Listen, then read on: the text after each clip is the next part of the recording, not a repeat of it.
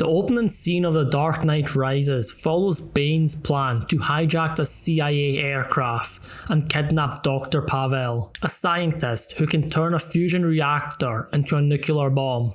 On first viewing this scene, it is incredibly shot and brilliantly acted and packed with tension, and as a result, most viewers simply accept that Bane is a criminal mastermind executing a flawless plan. However, when you actually start to analyse this more closely, the whole thing begins to fall apart. Bane's plan can be broken down into a few simple steps. First, he must purposely get himself captured and placed onto the same aircraft as Dr. Pavel. Next, his men must intercept the plane, rappel down onto it, and take out the guards. They then attach their aircraft to the CIA plane, board it, perform a blood transfusion to fake Pavel's death, and finally escape while making it look like everybody died in the crash. On paper, it sounds clever. In reality, the plan relies on an astonishing number of things going perfectly. The main problem in this scene is that the plan just relies on everyone being a complete moron. So let's actually fully break down why this plan just would not work. Before the meeting. In the beginning of the movie, Bane and two of his men pose as captured mercenaries. Bane tells the CIA guy that he needs to find out what Dr. Pavel told him. Dr. Pavel refused our offer in favor of yours. We had to find out what he told you. Nothing. I said nothing. So why did Bane need to get on the plane for that? They already had Dr. Pavel in the car in the first scene. Everyone else in the car was a bad guy as well. They could have just not shown up to the meeting, interrogated him themselves. The CIA are morons. So a reoccurring theme in this scene is the CIA are complete morons in this movie. The CIA let these men onto the plane without really knowing who they are. Apparently, one of them is Bane. They work for the mercenary.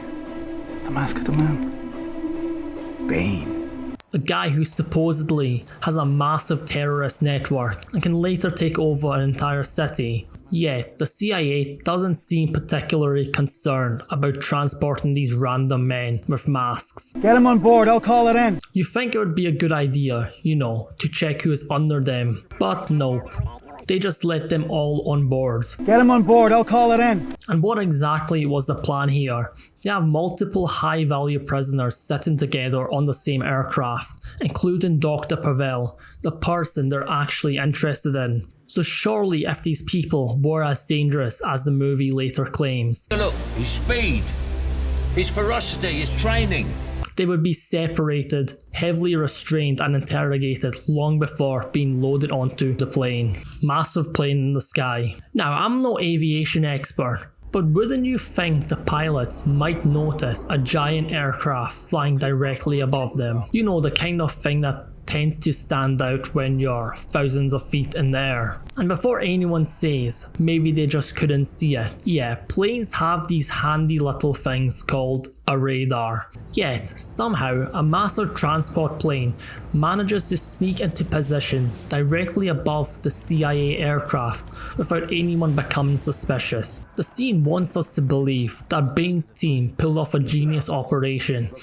but a large part of that genius seems to rely on everyone else completely ignoring what should be very obvious. Just shoot him. The CIA have been known to do a lot of suspicious things, so why wouldn't just Littlefinger be like, screw it, and just shoot Bane and his men right there? Because clearly he said earlier they're not on the flight plan, so no one would even notice them being gone. The flight plan I just filed with the agency lists me, my man, Dr. Pavel here, but only one of you! Rappelling down. So Bane's men rappel onto the CIA plane and start shooting, but the reaction inside the aircraft makes zero sense. You'd expect the CIA agents to immediately return fire, but I guess not. Actual CIA agents just stand there and do nothing. Christopher Nolan is truly a genius. And meanwhile, the pilots do absolutely nothing as well. You'd expect them to try some evasive moves, a distress call, anything, but they just keep flying in the straightest line known to man. Too late to pull out the gun. Bane's guards enter the plane, and suddenly one of the agents decides now is the perfect time to pull out his pistol.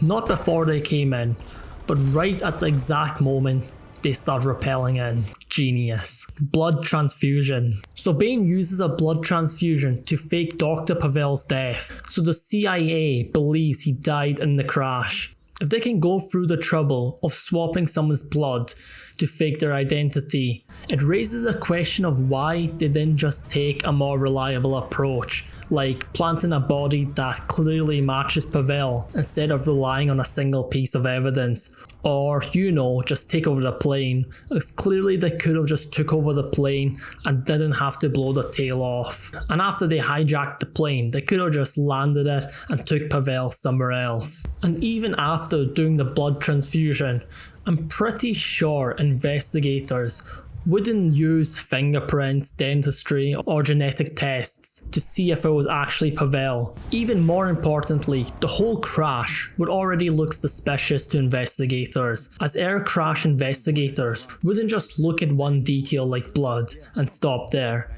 They would examine their entire wreckage, flight data, and how the aircraft broke apart. In this case, the obvious red flags here is both wings just completely get torn off mid-air, and yet the plane continues to fly several kilometers after that. On top of that, the aircraft is full of bullet holes, which would immediately suggest that suspicious shit went down in that plane. And once Bane has got Dr. Pavel, he begins to escape, but he lets one of his henchmen stay in the plane to make it more believable. No!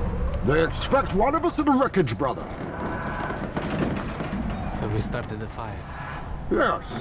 Even though we just mentioned how this wouldn't be believable in the first place. And it's not like Bane couldn't just bring another body back so his henchman could live. Because wouldn't you want your men to live? And wouldn't you want your henchmen to be loyal to you? But in Bane's case, I guess not. Overall, this scene and the entire movie just requires suspension of disbelief. If I presented the scene on paper, you would see how batshit crazy and insane it sounds. Because why would the CIA assign a few incompetent morons to protect a high value target that is apparently the only one that knows how to arm and defuse the nuclear bomb? The answer with some logic is you wouldn't.